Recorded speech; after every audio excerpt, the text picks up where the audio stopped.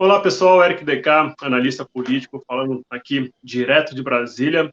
Vamos para o nosso programa semanal Bullets da semana, programa que a gente traz os principais acontecimentos da última semana no campo da política e no campo da economia. E no segundo momento, a gente projeta o que vocês têm que ficar de olho nesses próximos dias, também com relação à política e à economia. E no programa de hoje, a gente tem a presença de Elson Iassuda, ele é economista e estrategista-chefe do Safari Capital. Bem-vindo, Elson. Oi, Eric, tudo bem? Antes da gente começar, Elson, fala um pouquinho do seu background, fala um pouquinho onde é que você está atuando, para a turma te conhecer ainda mais. Tá.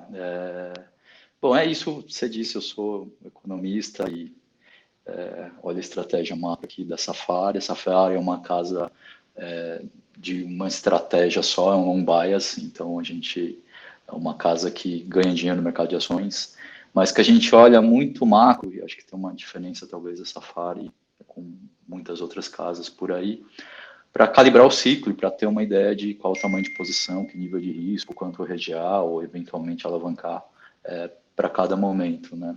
Então, uma Safari já tem alguns anos, já são 6 anos aqui de fundo aberto. Quem fundou a Safari fomos o Marcelo Cavalheiro e eu. O Marcelo e eu viemos do que era a Reding Grifo lá atrás, aí depois a Grifo foi vendida para o Credit Suisse. E hoje aquilo que ficou da gestão da Grifo, né, que é capitaneada pelo Stuhlberger, virou a Verde. A gente saiu da Grifo pouco depois do deal com o Credit Suisse, a gente ficou um tempo ainda com os suíços, e a gente tinha um não-compete longo, a gente era sócio lá da Safari, mas da Grifo, mas nesse processo todo a gente ficou basicamente administrando o dinheiro nosso para tentar desenvolver um pouco uma estratégia para carregar patrimônio exposto no mercado de ações. É o mercado mais difícil, muito volátil, esses últimos meses estão muito difíceis. Mas é onde você tem também as grandes oportunidades de ganho, né? E para fazer isso num país difícil como o Brasil, eu acho que não dá para você ficar comprado no mercado e esquecer. A gente brinca aqui que quem tem essa estratégia no Brasil dificilmente ganha dinheiro recorrentemente, porque os ciclos são muito violentos. Então a gente tem que ficar olhando muito o que acontece no macro, no mundo, na política, e esse é um pouco o meu papel aqui. Legal. Falou em volatilidade, falou que já deu algumas dicas, não fiquem comprados e esqueçam o mundo. Então, vamos para os bullets da última semana, uma semana que teve bastante volatilidade e bastante motivos para ter volatilidade, né, Elson? Vamos lá, qual é o seu primeiro destaque da última semana? Eu acho que, assim, o primeiro que está permeando o mercado já há algumas semanas, né, não é só essa última semana aqui, é aspectos precatórios, né? Você está acompanhando isso super bem daí. Um mercado, eu acho que a gente foi meio um pouco para o pior dos mundos, quando o governo decidiu romper o teto. Começaram a aparecer, você rompe o teto, começa a aparecer demanda para todo lado, né? Funcionalismo, vale diesel, vale gás, por aí vai. E aí a gente precisa de um limite novo. O que dá esse limite, ainda que seja muito subótimo, né? Porque a gente está deslocando o teto para cima de uma maneira muito casuística. Mas ter esse limite é importante para você ter alguma referência fiscal, pelo menos até a eleição, tá? Então, o mercado está muito volátil. Esse é o grande determinante no curto prazo para a performance no mercado brasileiro. E qual a sua expectativa, Elson, com relação ao desfecho? A gente vai comentar também um pouco mais, mas a gente está ainda no meio de um processo. Qual é a expectativa de vocês para quando se encerrar esse debate no Congresso? A gente ter uma volatilidade positiva, negativa? A turma do mercado já está comprada, como é o termo que vocês bastante usam, nesses cenários de desfecho? Como é que está a cabeça de vocês para isso? Não, eu acho o contrário, assim, o mercado está muito leve, ele está muito vendido nisso, porque no fundo são já 2, 3 meses assim de notícias muito negativas nesse campo, né? Vem em paralelo a uma abertura de inflação, então a curva está bastante inclinada, bastante gorda. Isso reflete nos cases da Bolsa, aqui nos cases domésticos. O que eu posso dizer, Eric, é que assim, a gente aqui do nosso lado, a gente não esperava que o governo fosse ceder tão facilmente nessa questão do teto e abraçar a ideia de gastar mais tão facilmente agora já virando para 22. É verdade, é um ano eleitoral, mas o governo perdeu um trunfo importante nessa história toda, politicamente pensando na eleição, que é o ciclo econômico, né? Agora o ciclo econômico ficou mais difícil. A economia deu um jump, ela estava um trend de recuperação, ainda que gradual, mas um trend de recuperação. Agora a gente está encomendando uma recessão para o ano que vem. O mercado acho que botou muita coisa disso no preço. E assim, o pior, com uma incerteza de que, olha, a gente não sabe qual é o limite. Se você aprovar a PEC, acho que tem boa chance de aprovar, a gente pode conversar um pouco mais sobre isso adiante, mas se você aprovar a PEC, acho que o mercado tem que fazer alguma correção, tá? Ela é grande, a gente vai melhorar para os níveis que a gente estava antes, não, mas o mercado está muito distorcido, acho que aprovar a PEC coloca um limite, tendo limite a gente reduz incerteza, tem uma recuperação para ser feita.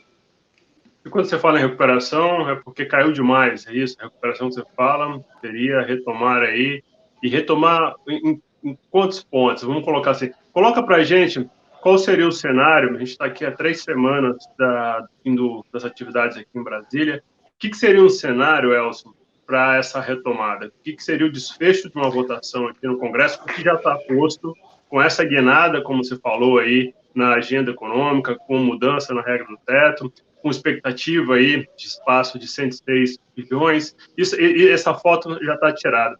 Para quem está nos acompanhando, para o investidor que ainda está ali no dia a dia da Bolsa, o que seria um desfecho positivo nessas 3 semanas com relação à PEC, que aí pudesse dar essa recuperação? E entendo essa recuperação, você acredita que a Bolsa pode bater no final de ano quantos pontos?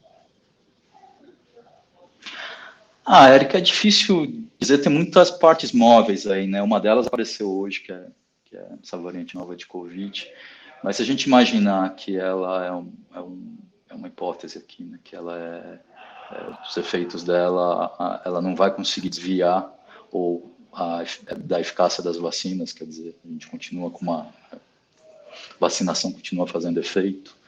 Acho que tem uma recuperação razoável, o cenário de mundo, exceto isso no curto prazo, não parece ruim. Tem muita coisa também no preço de várias commodities. Tem uma história interessante para petróleo, tem uma história de recuperação, eu não diria de recuperação, mas mudança de policy na China, e o mercado talvez antecipe um pouco isso é importante para toda a parte de base metals. Tem uma história bacana aqui para celulose. Acho que aqui você está fazendo a virada para cima no ciclo, é importante. Então, se com a PEC você dá um pouco mais de perspectiva para a economia doméstica, ainda que o cenário seja muito difícil no ano que vem, mas alguma recuperação você pode ver aqui, talvez esse índice com alguma boa vontade vai buscar uns 115, alguma coisa perto disso, mas aqui, assim, de novo, projeção de índice tem muita incerteza. O que eu consigo te dizer é, para uma série de ativos importantes domésticos, você está tradando a níveis, para vários, a maior parte deles você está tradando a níveis anteriores a novembro do ano passado. Para a gente lembrar, novembro do ano passado foi quando a gente descobriu que as vacinas eram eficazes. Lá aquele primeiro trial importante da Pfizer foi no começo de novembro. Foi uma virada de chave em todos os mercados globais, a gente devolveu isso tudo. E para alguns cases importantes no varejo, a gente está treinando a níveis já de março, abril do ano da pandemia. Quer dizer, a gente está lá no final do primeiro tri de 2020, que foi o ápice da pandemia.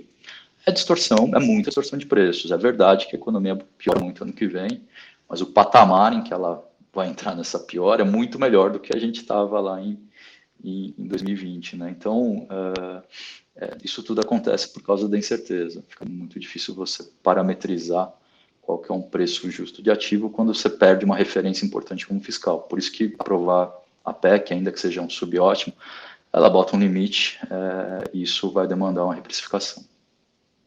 Legal. E dentro desse contexto, e antes da gente partir para o segundo bullet, a pergunta que muitas pessoas fazem é: teremos rally no final do ano, Elson? Acho que pode ser, se passar a PEC, acho que tem um rally curto, mas ele é importante a gente...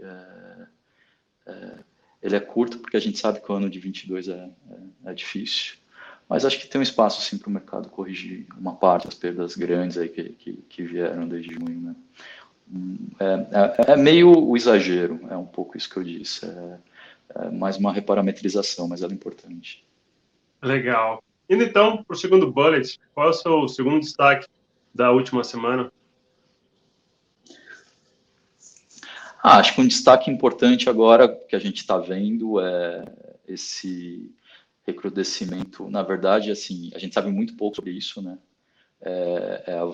Essa variante nova que surgiu na África, a gente não sabe nem exatamente aonde que foi. Pode ser a África do Sul, né, que é onde você faz o acompanhamento genético. Ainda são poucos casos no mundo. Mesmo na África do Sul são poucos casos, mas parece que ela já é prevalente, né, em relação às outras variantes.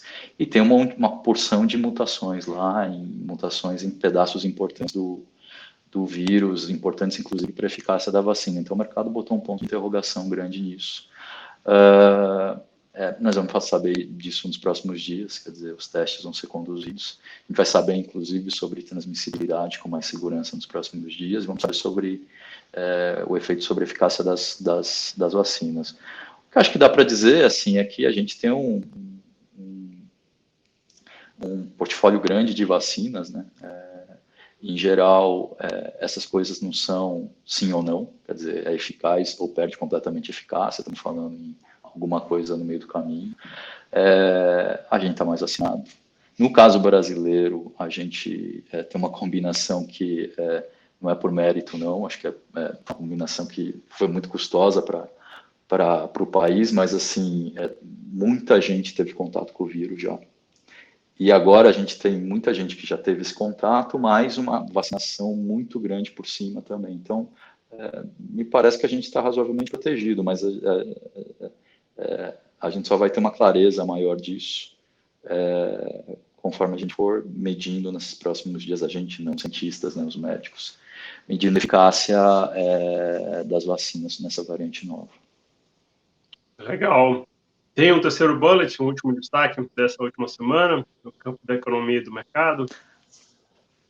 Eu acho, Eric, que assim, esse negócio estava indo para o preço quando surgiu o noticiário dessa variante na sexta, isso sai um pouco da frente, mas o Fed, aos poucos, está fazendo um movimento aqui para sinalizar uma antecipação ou uma aceleração no ritmo de tapering, né? Eles estão começando agora com tapering.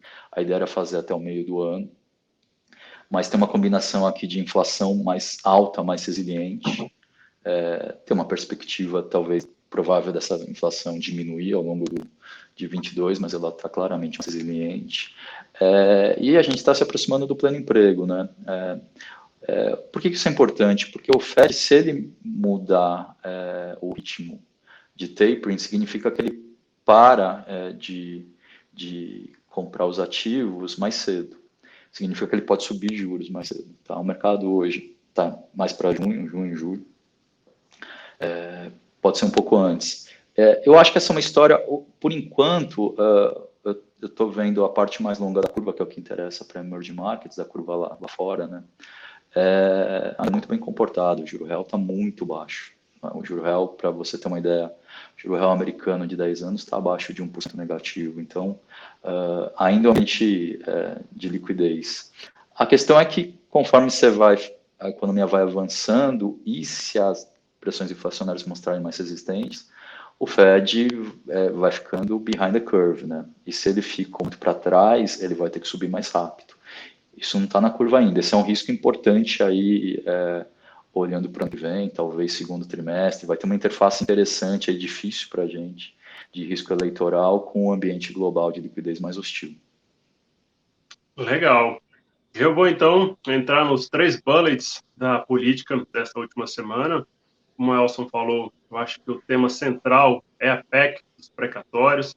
A PEC dos precatórios, na última semana, passou pela CCJ, depois de muito disse-me-disse ali dentro da comissão, e passou, foi apresentado o texto, né? Ainda não passou, ainda precisa ser feita a votação, mas foi iniciado o debate na CCJ.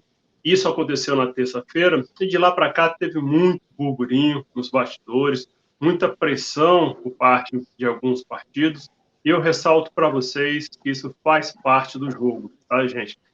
Criar dificuldades nesse momento para depois vender facilidades é do jogo aqui de Brasília, e a gente viu a mesma dinâmica acontecer ali na Câmara, na reta final da votação. Por que eu estou colocando isso? Porque saíram várias matérias sinalizando que poderia não avançar essa PEC dos precatórios na semana que vem. Nosso cenário é o oposto, nosso cenário base é de aprovação, por quê? Dentro dessa dinâmica de pressão e contra-pressão, a gente tem que ter em mente que a gente está na reta final do ano, reta final aí de novembro, já entrando em dezembro, e tem muitas emendas represadas ainda, e lembrando que emendas são aqueles recursos que os parlamentares utilizam lá na base dele, com infraestrutura, com projetos sociais, enfim, são as emendas que normalmente reforçam o capital político eleitoral do parlamentar. E aí, como tem muita coisa represada, a PEC dos precatórios representa o último trunfo os parlamentares pressionarem o governo a liberar. Então, a dinâmica nos bastidores está em torno disso.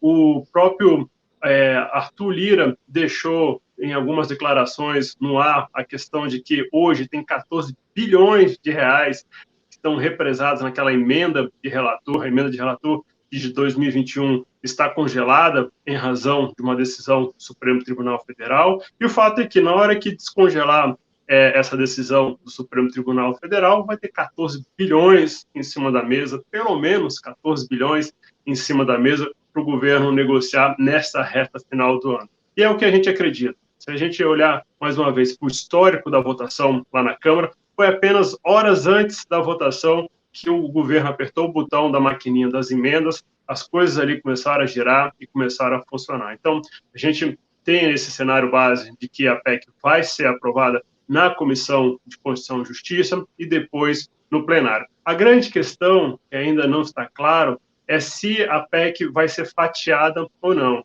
Uma outra questão, vamos criar uma comissão para acompanhar aí a evolução dos precatórios. São questões que não têm grande impacto ali na política, nem impactos fiscais, então podem ser que elas sejam inseridas numa outra PEC e depois retornem para a Câmara. Por que dessa estratégia? Porque ao fatiar a proposta, o Senado pode aprovar o texto que já foi aprovado na Câmara. E se isso acontecer, então essa PEC vai para a promulgação, já prevendo a abertura do espaço no teto ali de 106 bilhões. E por que isso é importante para os parlamentares? Porque assim o governo vai conseguir liberar os recursos, R$400 de ticket médio, está previsto para o Auxílio Brasil, antes do Natal. É essa que está sendo a corrida também dentro do Congresso, em torno da PEC dos precatórios, e a tendência, então, é que a gente tenha um avançar disso na próxima semana, mas isso a gente vai falar no segundo momento. Um segundo bullet que a gente traz para vocês é a aprovação da medida provisória que trata do Auxílio Brasil. O Auxílio Brasil vem para substituir o Bolsa Família, o antigo Bolsa Família, e durante a votação teve uma mudança na tabela que estabelece ali o índice de pobreza e o índice de extrema pobreza. Com essa mudança, mais gente vai receber o benefício. Vai saltar ali de cerca de 15 milhões, são 14,7 milhões, para cerca de 20 milhões de pessoas que vão ser beneficiadas. A grande dúvida do mercado financeiro, quando teve essa votação, foi o seguinte: vem cá, essa ampliação da tabela e essa ampliação de pessoas beneficiadas vai impactar no fiscal? Vai impactar nas contas do governo no ano que vem? Vai. Com a votação da PEC dos precatórios, ela deve absorver, então, esses 14 bilhões. Então, tudo volta ao normal, tudo volta dentro do previsto, como o Elson estava colocando na questão aí de impactos, de mais gastos nessa reta final. Então, com relação ao Auxílio Brasil, passou pela Câmara, foi unanimidade, foi uma votação que ninguém se colocou contra, e agora chegou no Senado Federal. Avançando para o terceiro bullet, a gente teve também a questão do Mandetta, o ex-ministro Mandetta, e agora já falando um pouquinho de eleições de 2022, ele é do partido União Brasil e ele abriu mão da candidatura presidencial para 2022. Nas conversas que nós tivemos na última semana aqui em Brasília, com alguns integrantes do União Brasil, e lembrando que o União Brasil é aquele partido que vai surgir da fusão do Democratas do PSL, e em razão disso vai ser o maior partido do Congresso e, consequentemente, o partido que mais vai ter recurso durante a campanha de 2022, nas conversas que eu tive com a turma do União Brasil, eles disseram o seguinte: Eric, a gente está esperando o Moro alcançar ali cerca de 15% no começo do ano que vem, em 2022, para a gente, então, fazer um movimento de apoio à candidatura dele. E esse movimento, gente, deve ser também com a indicação do vice na chapa do Moro. Então, tá no radar essa possibilidade. A ida do União Brasil para a campanha do Sérgio Moro vai fortalecer essa campanha, que já vem ganhando bastante destaque na mídia. O sentimento dentro do Congresso também é de que a imprensa comprou a candidatura dele, e agora a gente vai ver como é que vai ser o evoluir dele dentro das pesquisas. O fato é que passou a sinalizar, com essa confirmação do Moro na disputa, de que há a possibilidade de termos, sim, alguém competitivo na terceira via. E dentro dessa análise da terceira via, também foi lançada nessa última semana a candidatura do MDB da senadora Simone Tebet. Ela vai ter ali até abril também para dizer para que veio, e aí para dizer que para que veio significa despontar nas pesquisas, não é o que a gente espera, ela não deve ganhar larga escala nas pesquisas nos próximos meses, e também tem a turma do PSDB, que continua patinando. Enquanto os candidatos começam a se organizar, começam a se movimentar, o PSDB ainda vive uma triste história, que é uma disputa interna em torno das prévias, e há uma tendência deles saírem menores do que entraram nessa disputa, o que vai dificultar bastante aí um candidato a despontar em 2022. Mas vamos esperar, porque até outubro de 2022, quando vai acontecer essa eleição, ainda tem quase 100 anos até chegar lá. Tem muita coisa para acontecer. Bem, esses são os destaques dessa última semana na política. Eu volto para o Elson dar a dica para a gente do que a gente tem que ficar de olho agora para essa próxima semana, que vai começar também dentro do campo da economia e do mercado financeiro. Elson, o que a turma tem que ficar de olho nessa próxima semana? É que eu acho que assim, tem 3 pontos aí, 2 estão relacionados com o que você mencionou, mas vou começar pelo primeiro, que é o que fez preço nessa sexta-feira. A gente vai ter mais informações sobre o que é esse vírus, qual que é o potencial dele de se desviar das vacinas ao longo desses próximos dias, e vamos também entender hoje o mercado reagiu de uma forma, tem alguns momentos que o mercado bota o risco de cauda meio para o centro da mesa. O mercado está fazendo isso hoje, vamos ver como é que ele reage, aí, um pouco mais de tempo, ao longo da semana que vem, isso é importante monitorar. Segundo ponto, você está certíssimo, acho que é o grande ponto da semana, concordo completamente com você, eu acho que faz parte você atrasar um pouco o processo. Última grande que esse governo provavelmente vai ter, essa é a última chance de você conseguir ter as demandas atendidas, é natural que esse processo demore mesmo lá no Congresso, mas eu também acho, concordo com você, que acho que são 2 coisas, né? Parece que é meio consensual entre as lideranças que você tem que fazer o auxílio de 400, e o fato de você ter que aprovar o orçamento, no sentido de urgência, assim, acho que tem uma convergência de interesses aí, mais e menos nobres aí dentro do Congresso para você votar isso logo, tá? É natural que seja turbulento, porque faz parte do processo você tentar extrair o máximo que você consegue nessa reta final, mas eu também acho que tem uma boa chance de aprovação, se aprovar com a ressalva de que a gente precisa de um ambiente de Covid normal, o mercado tem uma reprecificação para se fazer. Por último, também estou pegando um pouco de carona aí no que você disse, eu não tinha mencionado aqui o Moro, porque eu acho que o Moro fez mais cenário do que preço, mas é importante olhar. Eu acho que o que as primeiras pesquisas estão mostrando aí com o Moro vindo, elas vieram menos do que os boatos, né? Os boatos, tinha boato para todo lado aí do Moro, de números muito fortes, mas assim, ele é um cara de 2 dígitos, aparentemente, um patamar um pouquinho acima do Ciro já, e assim, a terceira via agora tem um nome, né? Não é mais uma interrogação. Ele tomou muito espaço dos demais, eu concordo com você, assim, você percebe, inclusive nas pesquisas, como os outros já eram muito pequenos, agora estão virando irrelevantes nessas pesquisas, e tem um espaço talvez maior, ele tem posição ainda, né? Assim, esse choque é uma coisa que reverbera. Se a gente lembrar, o Moro lá em abril, maio do ano passado, ele era 18 pontos, ele era encostado no Bolsonaro. O Bolsonaro tinha 20 e pouquinho, ele estava lá com 17, 18. Não estou dizendo que ele vá para esses níveis, mas assim, pode ser que ele ande um pouco mais. Se ele andar um pouco mais, eu acho que essa perspectiva de terceira via começa a se materializar. A eleição está muito longe, você mesmo disse, aí tem um século até a eleição, mas o grande problema dessa eleição, acho que é menos o desfecho. O grande problema dessa eleição é o carrego até lá, e o que pode acontecer. E o fato de você ter uma terceira via mais uma alternativa de centro, mais competitiva, traz os polos para falar um pouco mais, para tentar capturar esse eleitor de centro também. Mas para isso você precisa ter uma terceira via um pouco mais competitiva no processo. Então, acompanhar qual que é o patamar de partida do Moro é super importante.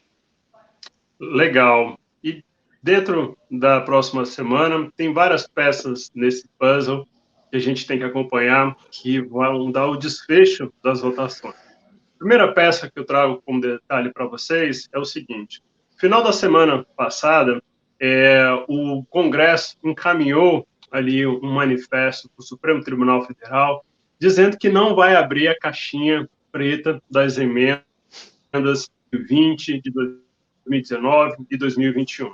O Tribunal Superior Eleitoral decidiu que fosse aberto, mas o Congresso mandou esse manifesto para o Supremo e deve votar nessa segunda-feira um projeto de resolução. Qual a importância disso?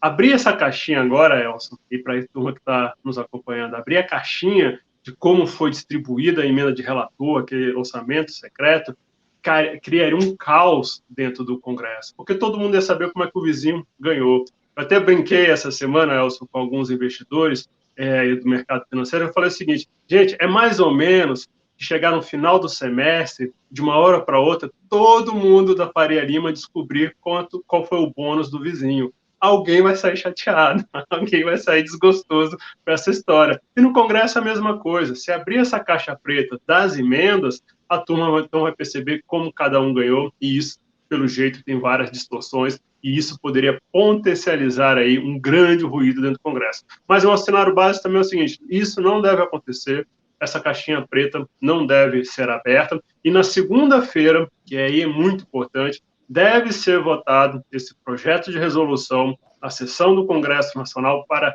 descongelar o orçamento que foi congelado, esse orçamento que está previsto ali na caixinha das emendas do relator. E quanto é que é essa caixinha? 14 bilhões. Como eu falei para vocês anteriormente, serão 14 bilhões que vão irrigar os salões do Congresso na véspera da votação ali da PEC dos precatórios na CCJ e também no plenário do Senado. Então, essas são as peças-chave com relação a essa questão aí da PEC dos precatórios. Vamos acompanhar, porque isso deve dar esses desdobramentos. Com relação à questão político-eleitoral, Elson, tem muita gente agora se perguntando o seguinte: em sendo R$400 esse Auxílio Brasil, que está previsto aí, ampliação dos gastos, ampliação aí do teto para 106 bi, qual vai ser o impacto disso também no curto prazo? Está todo mundo fazendo cálculo aqui em Brasília para saber se esses R$400 vai reverter em reforço eleitoral para o Bolsonaro ou não. Há muitas dúvidas sobre isso.